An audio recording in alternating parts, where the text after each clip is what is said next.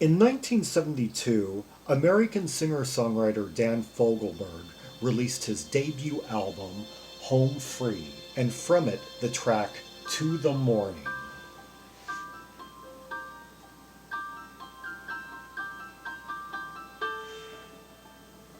Light piano to start off with, and some simmering, some very like sustained,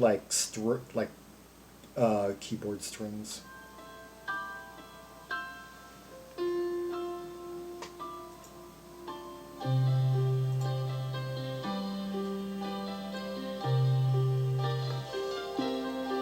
Basically, C major, uh, key center emerging with some moving like, oh, sevenths. No, yeah,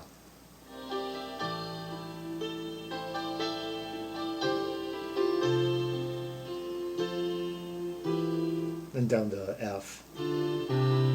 Watching the sun, watching it come up over the rooftops. Okay, let's see. Watching the sun, watching it come up over the rooftops. Cloudy and warm, maybe a storm, you can never quite tell from the morning. Interesting. Yeah, so far doesn't know how the day's going to be weather-wise.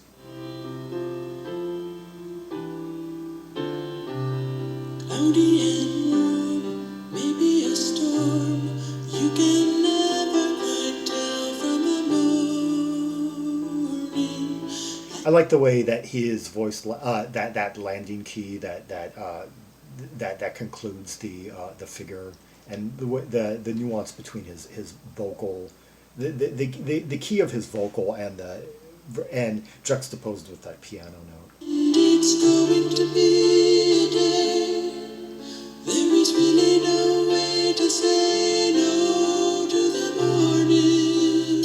Oh, I love that D minor kind of polychordal, holding on to D minor amid his voice, yet the descending bass notes underneath it. Yeah, that seems to be just kind of like a classic Fogelberg move in tracks. Yeah.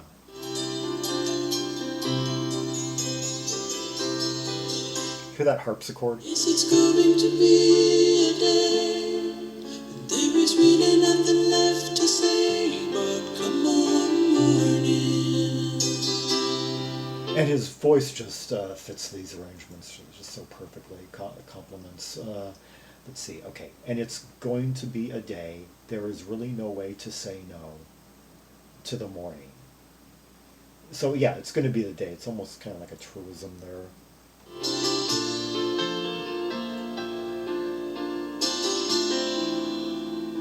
I like how his songs take, like some of these epic numbers on his albums, how they take a while to build up. They start with almost nothing, and then gradually layer by layer, and things are going to swell up here.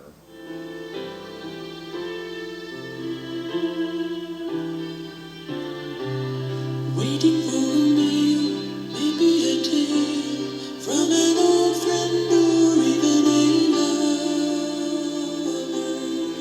Now notice how the strings are starting to come at him from both ends, are starting to just sort of, move in. It's like he's awakening more. You know how when you first wake up, you're kind of like barely awake, and then you have your first few sips of coffee, and then it's you start to become more kind of conscious and aware, and as you take things in, more clear thinking. Yeah, and that's kind of what's happening here. It's becoming fuller.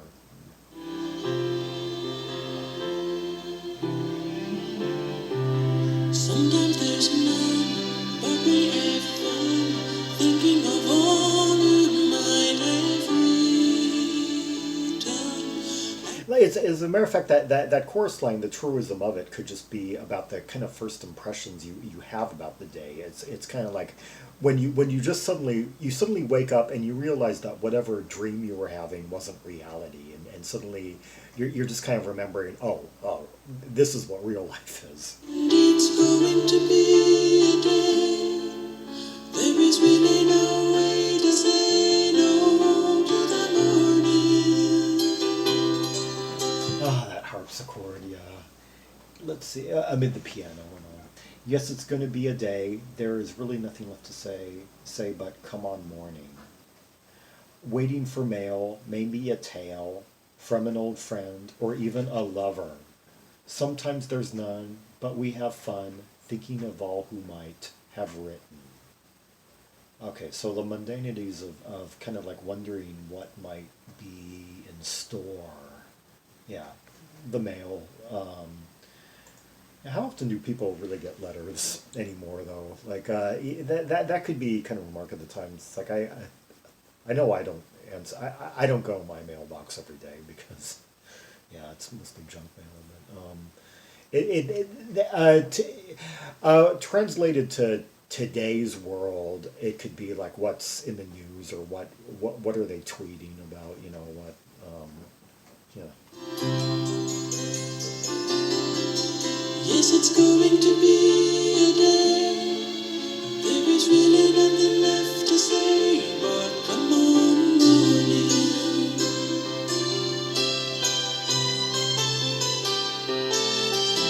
Okay, now we've got about four layers going on here. We've got the strings, we've got the harpsichord, we've got the piano.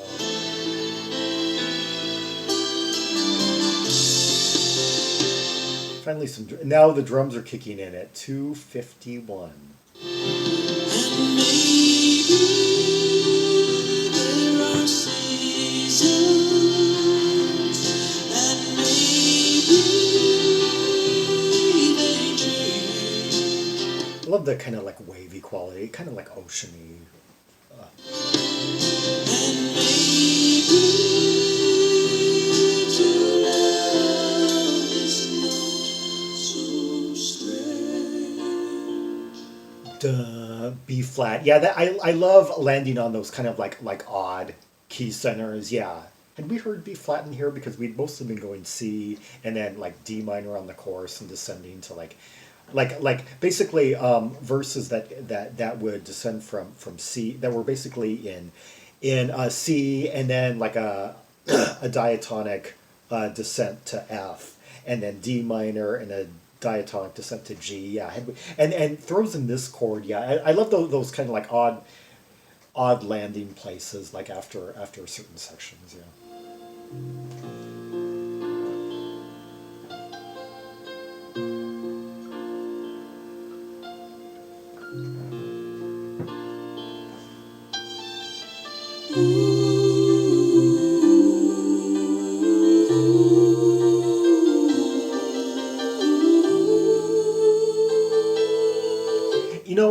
Of all the like American singer-songwriters, Dan Fogelberg is kind of up there as far as one among to have favored like these like orchestral pop arrangement, orchestral kind of like at times chamber pop type of arrangements, and that's why I've always gravitated toward him and kind of like the male singer-songwriters anyway is among I've always favored him among the usual suspects in in of the Americans anyway, because it was also kind of like an international thing at the time.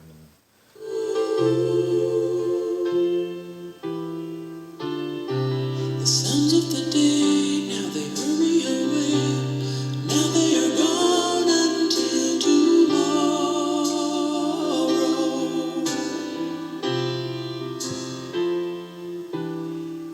Okay, and how are we developing lyrically? Okay.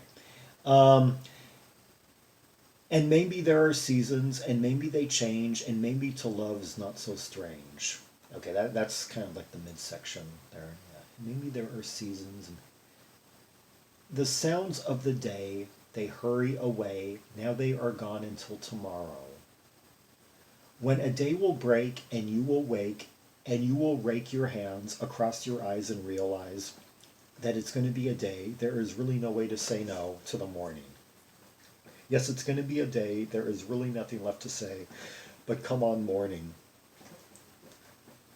It seems to be that this is about waking up after having lost someone special, maybe waking up the day after, or a few days after a relationship ended, a friendship ended, a, a family, a loved one maybe passed on or moved away or just that waking up to a slightly different reality for the first or maybe just early on in a new phase of life that's kind of not that you're not used to, but knowing that it's just going to be another day all the same. Yeah. And yeah, like because those first couple of days of waking up to a new reality are kind of awkward. One day will break, and you will wake, and you will rake your hands across your eyes, and realize that it's going to be a day. Oh, I like that bass too. Doom, boom. How it goes like it went like up an octave to like accent. Doom, boom. Like There is really no way to say no to the morning.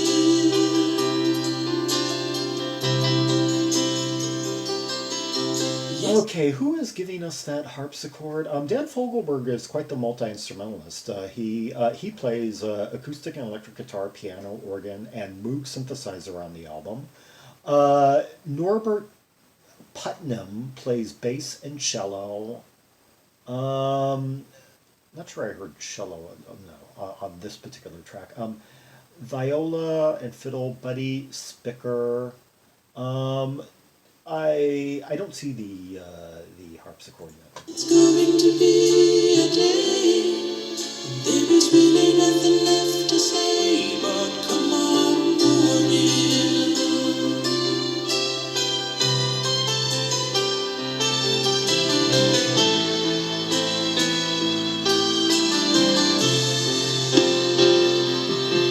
Oh, those swelling orchestration like passages.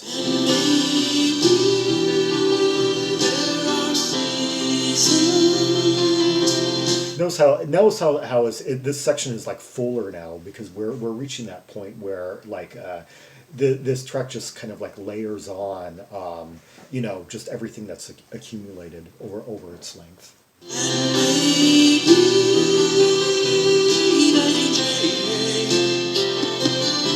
Yeah, the way he says maybe that note he hits right there amid the counterpoint between vocal key center and the music itself just that's an earworm.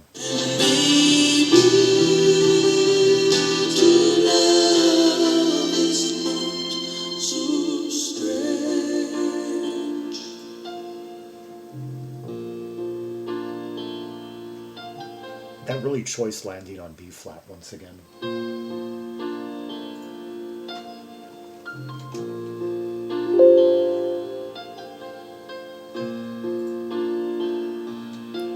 Sorry about that little bell that I just set off. I was trying to search the wiki page on this for harpsichord, and apparently there's no mention of the harpsichord on either of the entries on this.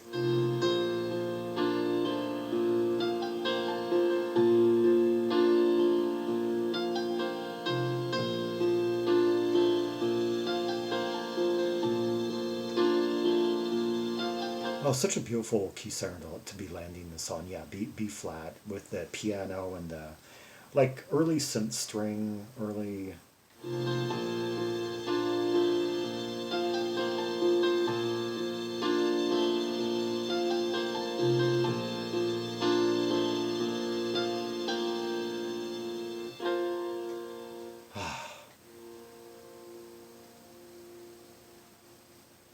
That was Dan Fogelberg with To the Morning from his 1972 debut album Home Free.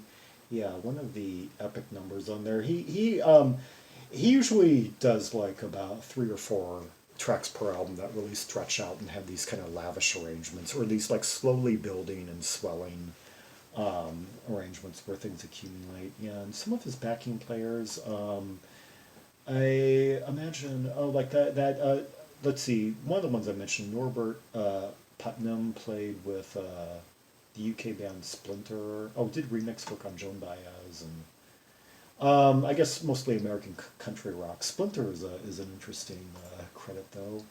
Uh, it's an interesting UK folk rock. Looks like Buddy Spicher, who played fiddle and viola, mostly a country player from his list of credits on. And yeah, mostly sorted studio musicians of the era. I don't really recognize any of these names offhand. But anyway, Dan Fogelberg, quite prolific throughout the 1970s and 80s.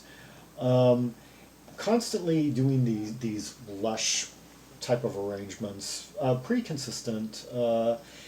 Like his 1977 album Netherlands was a real high point.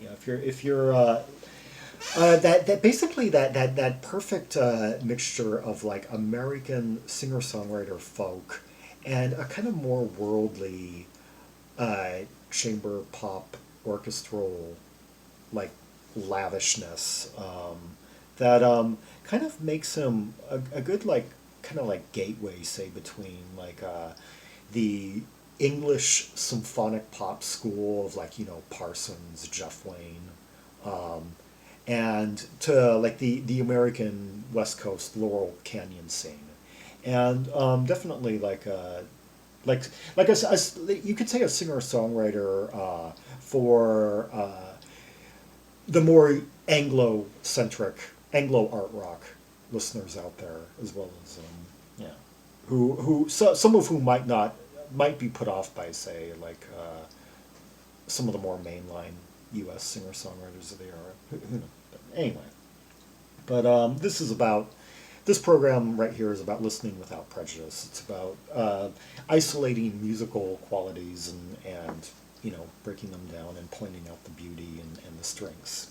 And so hopefully the point is to convert as well as to enlighten. But anyway, for more rubies and sapphires from the catalog of Dan Fogelberg, see the directory of albums by American singer-songwriters and art pop artists linked in the description below.